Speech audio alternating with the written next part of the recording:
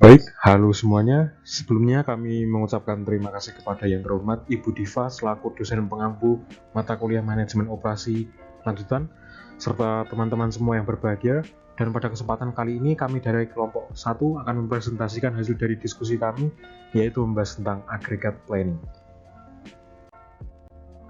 Pertama-tama perkenalkan kami untuk memperkenalkan anggota kelompok kami. Yang pertama ada Laurentius Daustin Juan Kurniawan, yang kedua ada Julius Kristianto, yang ketiga Daniel Satria, keempat Reinhard Jordan, kelima Bobi Adika Sanjaya, keenam saya sendiri Evik Dimas, ketujuh Kristianto Daniel, dan Mardiana Cindy Inalau.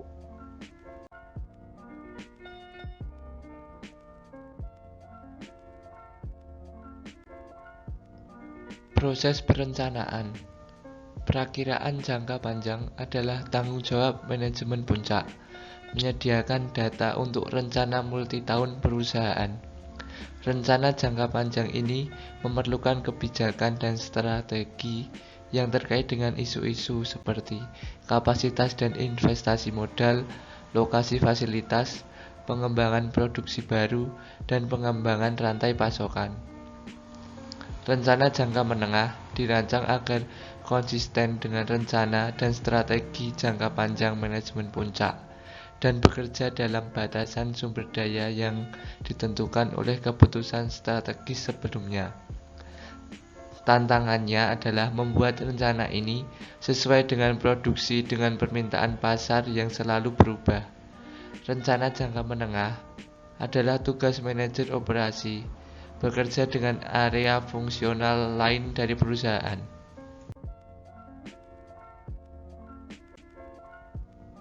Rencana jangka pendek biasanya kurang dari 3 bulan. Rencana ini juga merupakan tanggung jawab personal operasi. Manajer operasi bekerja dengan supervisor dan mandor untuk menguraikan rencana jangka menengah menjadi rencana jangka pendek yang terdiri dari jadwal mingguan, harian, dan jam. Kemudian, tugas perencanaan agregat dan tanggung jawab. Yang pertama, eksekutif puncak memiliki tugas dan tanggung jawab dalam hal 1. Perencanaan jangka panjang lebih dari 1 tahun. 2. Penelitian dan pengembangan. 3. Rencana produk baru. 4. Investasi atau penanaman modal. Yang kelima, lokasi atau perluasan fasilitas.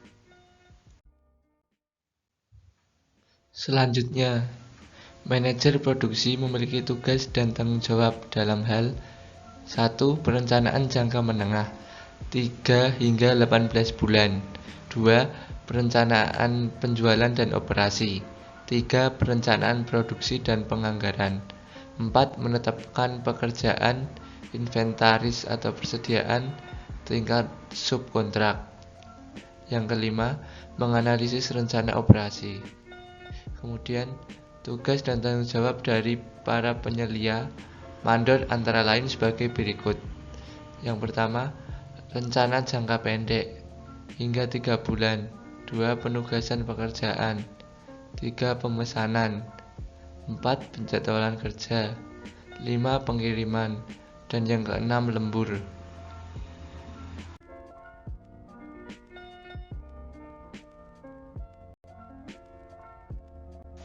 Perencanaan yang baik gimana sih?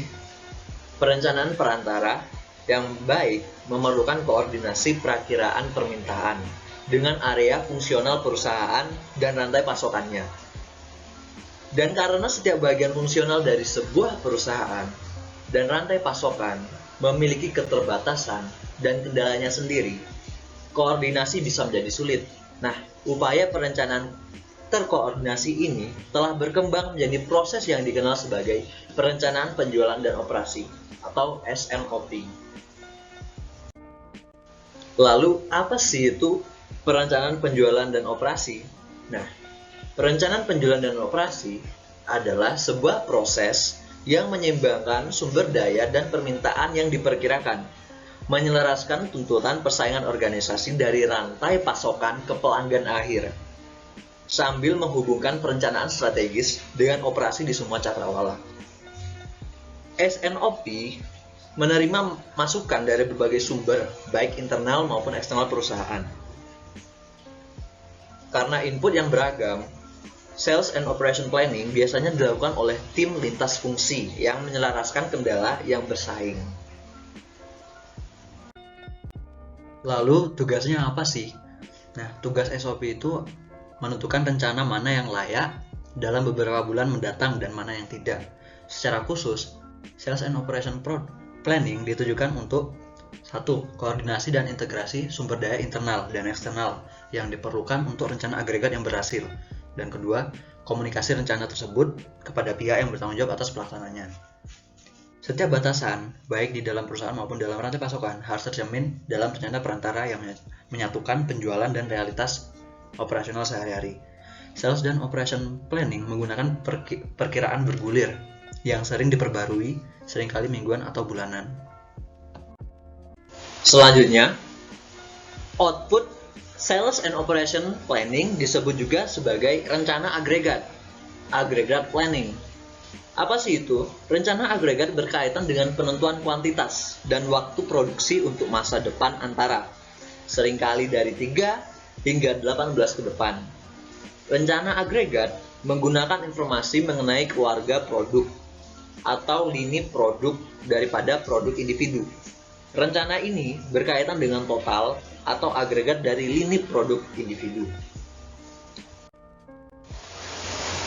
Nah, contoh kasusnya ada Rubbermaid, OfficeMax, dan Rackspace telah mengembangkan sistem formal untuk Sales and Operation Planning, masing-masing dengan fokus perencanaannya sendiri. Rubbermaid dapat menggunakan Sales and Operation Planning dengan fokus pada kebutuhan produksi. OfficeMax dapat memfokuskan Sales dan Operation Planning pada rantai pasokan dan keputusan inventaris. Sementara Rackspace, sebuah perusahaan penyimpanan data, cenderung memiliki fokus Sales dan Operation Planning pada investasi, kapasitas yang kritis dan mahal. Di semua kasus, keputusan harus dikaitkan dengan perencanaan strategis dan terintegrasi dengan semua area perusahaan di atas semua cakrawala perencanaan. Lalu keuntungan Sales and Operation Planning apa sih? Keuntungan tambahan dari Sales and Operation Planning dan rencana agregat adalah mereka dapat menjadi alat yang efektif untuk melibatkan anggota rantai pasokan dalam mencapai tujuan perusahaan. Selain representatif, tepat waktu, dan komprehensif, proses Sales and Operation Planning yang efektif memerlukan 4 fitur tambahan ini untuk menghasilkan rencana agregat yang berguna. 1. Unit logis untuk mengukur penjualan dan output, seperti Pondoritos di Frito-Lay, unit AC di GE, atau terabyte penyimpanan di Rackspace. 2. Perakiraan permintaan untuk periode perencanaan menengah yang wajar secara agregat. 3. Sebuah metode untuk menentukan biaya yang relevan. Yang keempat, yang terakhir, sebuah model yang menggabungkan perakiraan dan biaya sehingga keputusan penjadwalan dapat dibuat untuk periode perencanaan. Oke.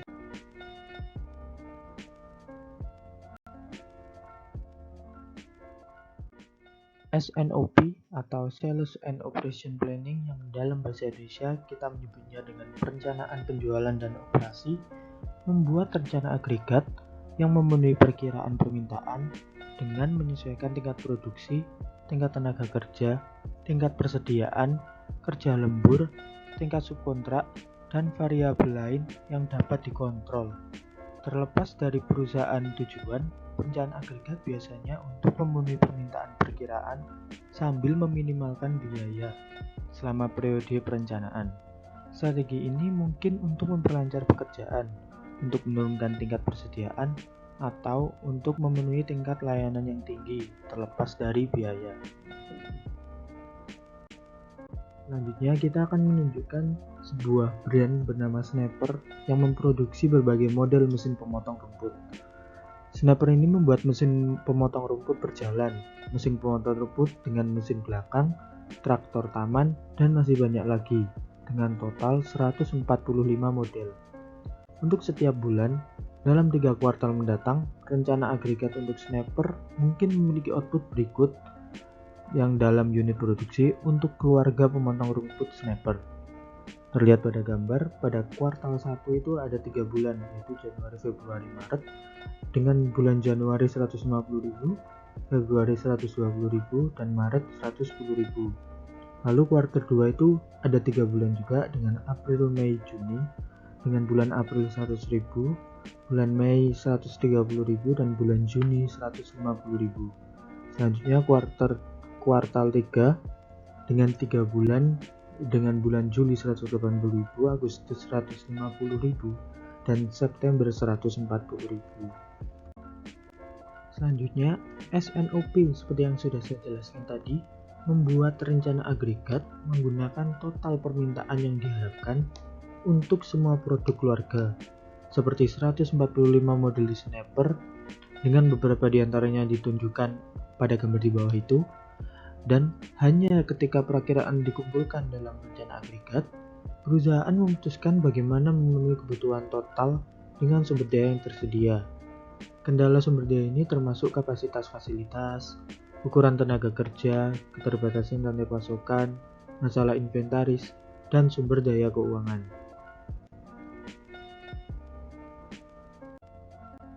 Dalam lingkungan manufaktur, proses memecah rencana agregat menjadi lebih detail disebut disagregasi. Disagregasi menghasilkan jadwal produksi induk yang memberikan masukan ke sistem perencanaan kebutuhan material atau dalam bahasa Inggrisnya Material Requirement Planning yang disingkat MRP. Jadwal produksi induk membahas pembelian atau produksi suku cadang atau komponen utama. Itu bukan perkiraan penjualan. Jadwal kerja terperinci untuk orang dan penjadwalan prioritas untuk produk dihasilkan sebagai langkah terakhir dari sistem perencanaan produksi. Sebelumnya, akan saya jelaskan tentang jadwal produksi induk. Jadwal produksi induk adalah jadwal yang menentukan apa yang akan dibuat dan kapan akan dibuatnya.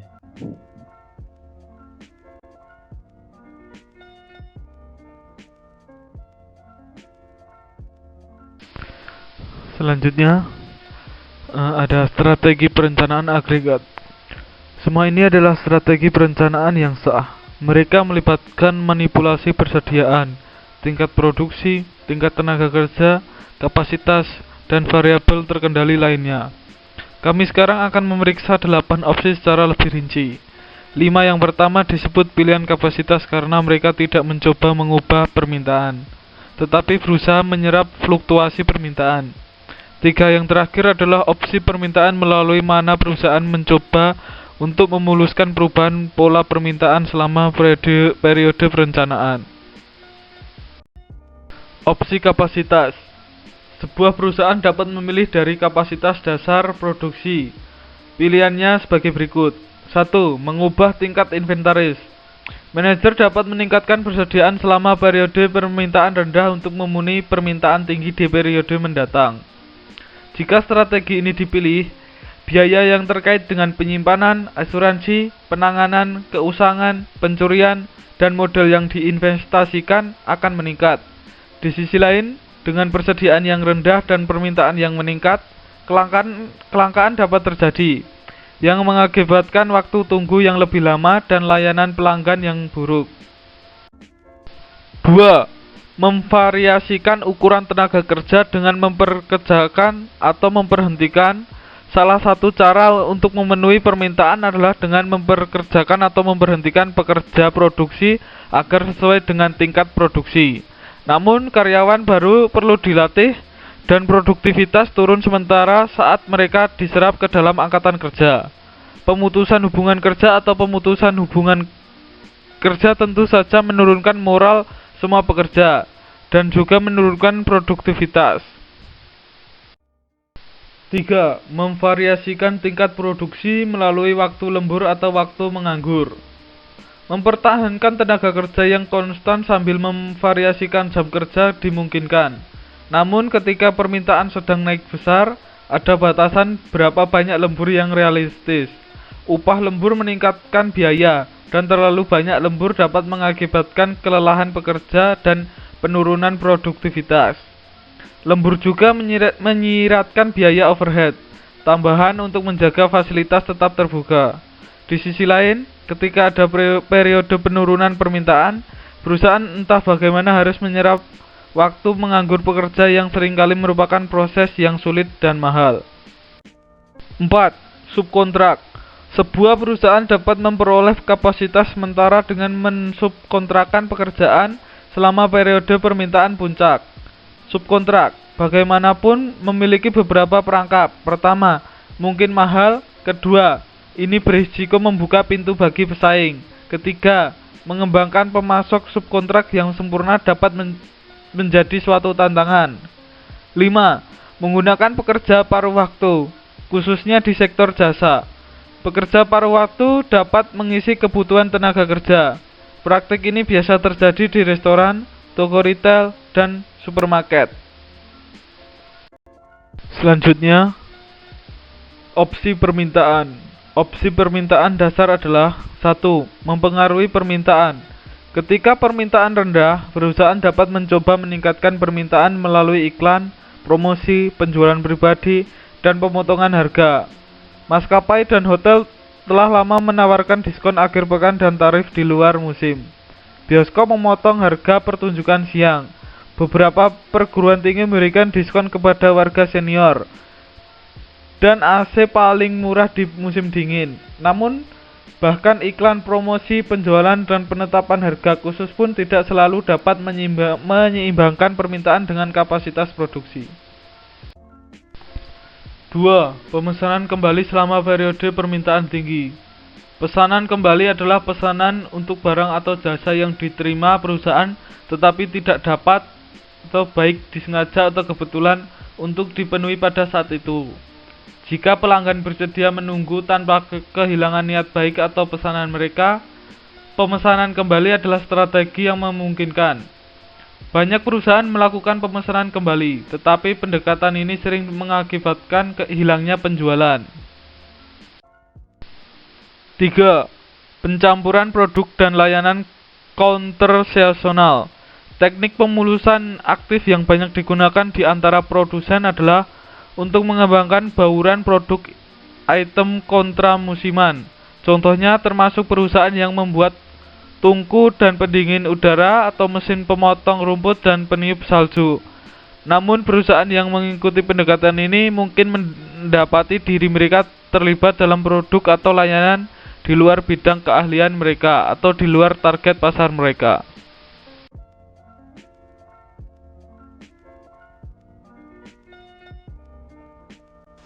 Metode yang pertama adalah metode grafik. Metode ini bekerja dengan beberapa variabel untuk mewujudkan perencanaan. Membandingkan permintaan yang diproyeksikan dengan kapasitas yang ada. Metode grafis merupakan pendekatan coba-coba yang tidak menjamin rencana produk yang optimal, tetapi memerlukan perhitungan terbatas dan dapat dilakukan oleh staf administrasi. Langkah-langkah dalam metode grafis. Yang pertama, tentukan permintaan pada setiap periode. Yang kedua, menentukan kapasitas waktu reguler, lembur, subkontrak setiap periode. Yang ketiga, temukan biaya tenaga kerja, biaya perekrutan dan pemberhentian, dan biaya penyiapan persediaan. Yang keempat, pertimbangkan kebijakan perusahaan yang mungkin berlaku untuk pekerja atau tingkat stok. Yang kelima, kembangkan rencana alternatif dan periksa total biayanya. Dan yang terakhir, langkah terakhir dalam metode grafis adalah membandingkan biaya dari setiap rencana yang diusulkan dan memilih pendekatan dengan total biaya yang paling rendah. Berikut adalah contoh dari metode grafis untuk perencanaan agregat. Data tersebut merupakan data periode 6 bulan dari bulan Januari sampai Juni. Dalam metode grafis, langkah pertama yang harus kita lakukan adalah menghitung rata-rata permintaan per hari.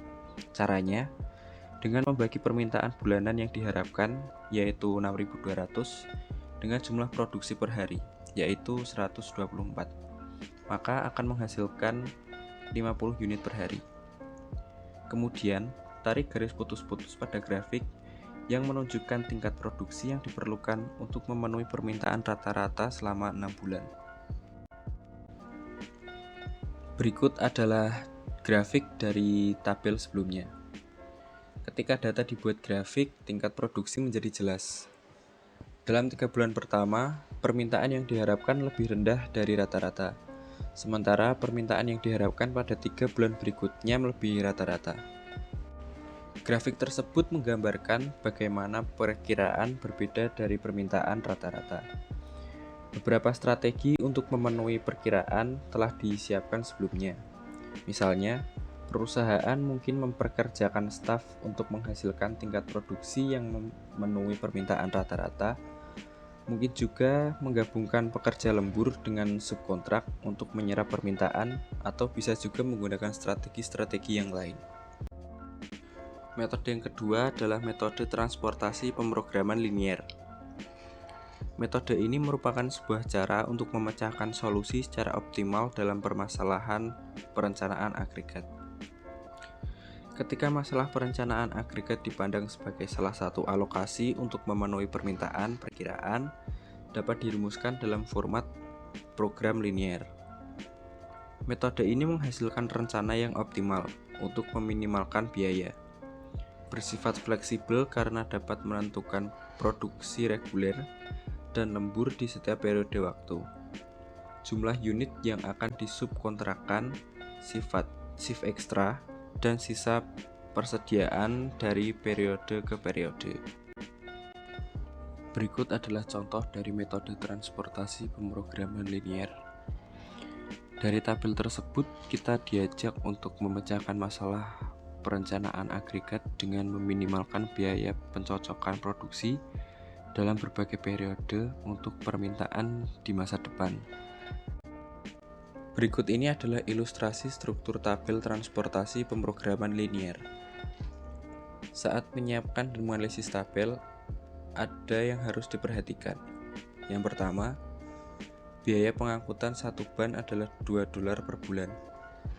Ban yang diproduksi selama satu periode dan disimpan selama 1 bulan akan dikenai biaya sebesar $2. Karena biaya penyimpanan bersifat linier, maka biaya penyimpanan selama 2 bulan sebesar $4 dan akan terus bertambah di bulan-bulan berikutnya. Yang kedua, masalah transportasi mengharuskan penawaran sama dengan permintaan, sehingga kolom dummy atau kapasitas tidak terpakai telah ditambahkan. Biaya yang tidak menggunakan kapasitas adalah 0. Yang ketiga, pemesanan kembali bukanlah alternatif yang layak untuk perusahaan tertentu. Maka, tidak ada produksi yang mungkin dalam kolom-kolom yang mewakili produksi dalam satu periode untuk memenuhi permintaan pada periode yang lalu. Yang keempat, kuantitas dalam warna merah di setiap kolom menunjukkan tingkat persediaan yang dibutuhkan untuk memenuhi persyaratan permintaan. Permintaan 800 ban pada bulan Maret dipenuhi dengan menggunakan 100 ban dari persediaan awal dan 700 ban dari waktu reguler. Dan yang kelima, secara umum, untuk melengkapi tabel, alokasikan produksi sebanyak mungkin ke sel dengan biaya terkecil tanpa melebihi kapasitas yang tidak terpakai dan permintaan. Jika masih ada beberapa permintaan yang tersisa, alokasikan sebanyak mungkin ke sel dengan biaya terendah berikutnya. Setelah itu, jumlah semua entry dalam satu baris harus sama dengan total kapasitas baris, dan jumlah semua entry dari satu kolom harus sama dengan permintaan untuk periode itu. Langkah ini dapat dilakukan dengan metode transportasi atau menggunakan perangkat lunak seperti POM atau Excel.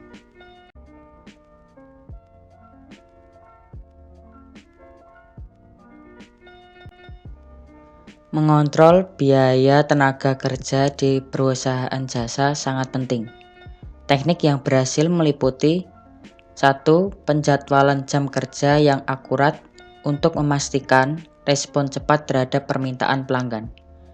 Yang kedua, ada sumber daya tenaga kerja siap pakai yang dapat ditambahkan atau dihapuskan untuk memenuhi permintaan yang tidak terduga.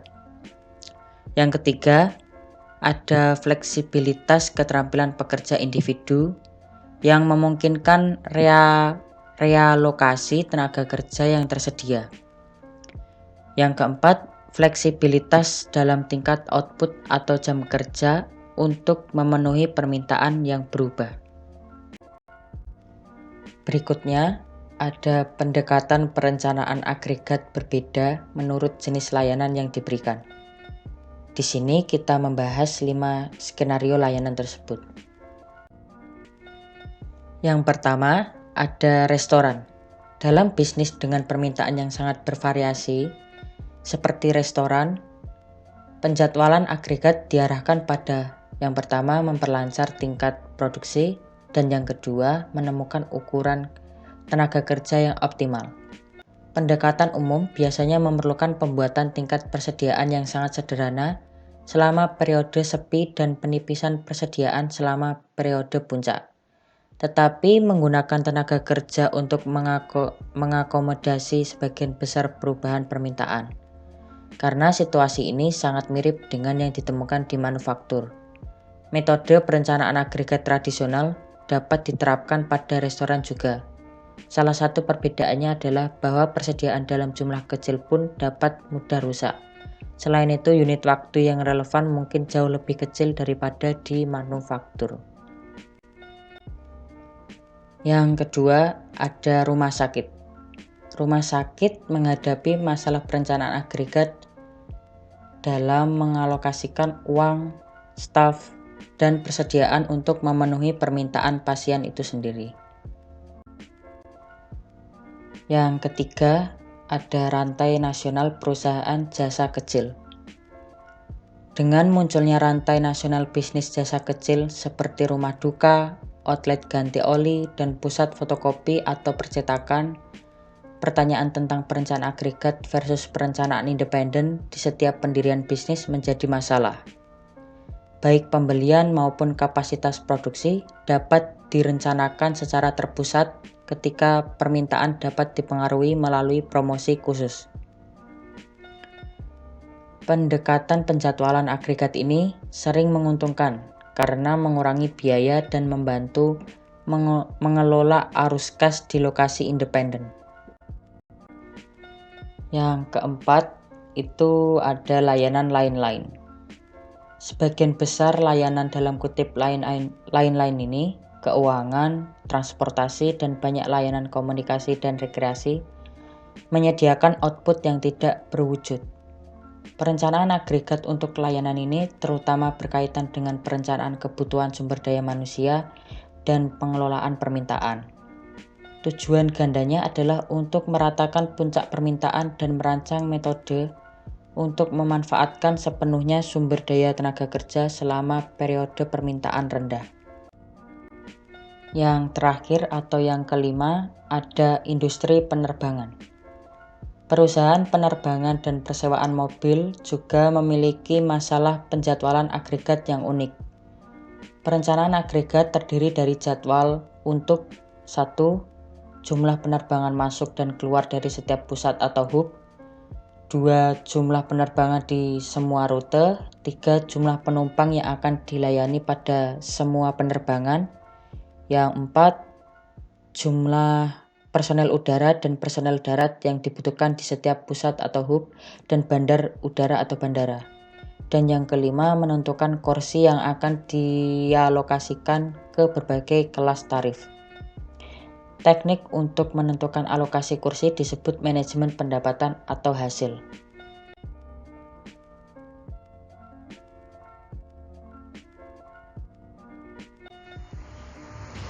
Yang berikut, revenue management. Revenue management atau manajemen pendapatan adalah adopsi pendekatan berbasis data atau data-driven approach untuk memprediksi perilaku konsumen demi memaksimalkan pendapatan.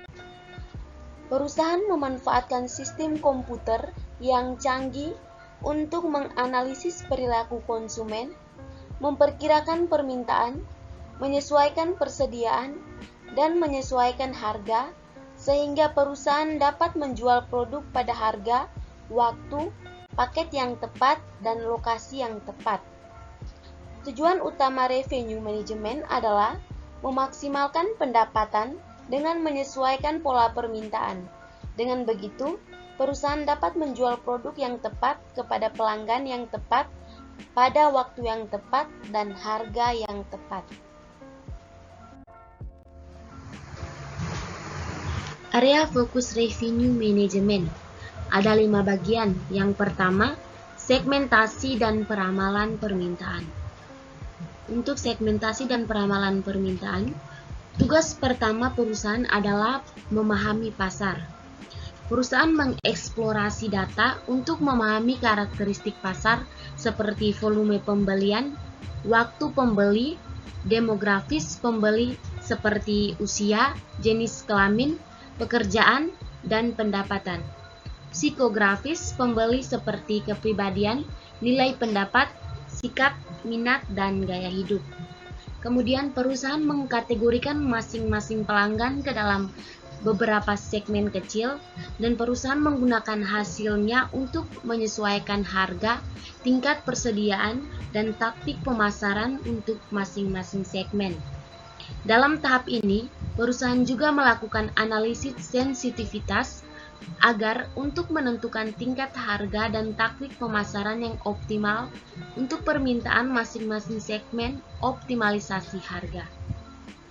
Nah, yang kedua yaitu pengembangan strategi penetapan harga yang tepat. Mengantisipasi nilai pelanggan dan kemudian menetapkan harga spesifik untuk mencerminkan nilai tersebut. Nah, perusahaan mungkin akan menetapkan harga mengikuti kondisi dan permintaan pasar.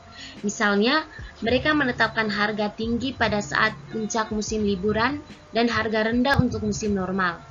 Penetapan harga juga dinamis. Maksudnya, perusahaan dapat menyesuaikan dan bereaksi terhadap perubahan-perubahan yang terjadi pada permintaan kapan saja. Kemudian yang ketiga, penyesuaian persediaan. Dalam hal ini, perusahaan memastikan bahwa produk tersedia ketika mereka diminta. Jadi, tidak hanya permintaan, mereka juga akan meramalkan persediaan yang optimal. Ketika mereka menetapkan harga diskon, misalnya, mereka akan membangun persediaan untuk mengantisipasi peningkatan volume penjualan. Yang keempat, pengembangan strategi pemasaran yang strategis. Perusahaan merancang taktik dan strategi pemasaran untuk merangsang permintaan sesuai dengan target. Contohnya, selama musim puncak, perusahaan mencatatkan penjualan yang rendah. Nah, tim pemasaran kemudian memeriksa sumber permasalahannya dan mengembangkan taktik yang sesuai. Misalnya, jika sumber permasalahan adalah pesaing menetapkan harga diskon yang lebih agresif, maka perusahaan mungkin akan mengadopsi taktik serupa. Perusahaan kemudian juga meningkatkan sejumlah promosi untuk permintaannya. Kemudian yang terakhir, eksploitasi saluran pemasaran yang tersedia. Perusahaan menyesuaikan optimalisasi harga dan taktik pemasaran pada berbagai saluran distribusi. Saluran yang berbeda memiliki karakteristik permintaan yang berbeda. Demikian juga, sensitivitas harga di masing-masing saluran seringkali juga berbeda. Misalnya, pelanggan di saluran konvensional mungkin lebih sensitif daripada pelanggan online. Dengan berbelanja online, pelanggan dapat dengan mudah membandingkan harga produk perusahaan dengan harga pesaing tanpa harus menanggung biaya yang tinggi. Misalnya, biaya transportasi.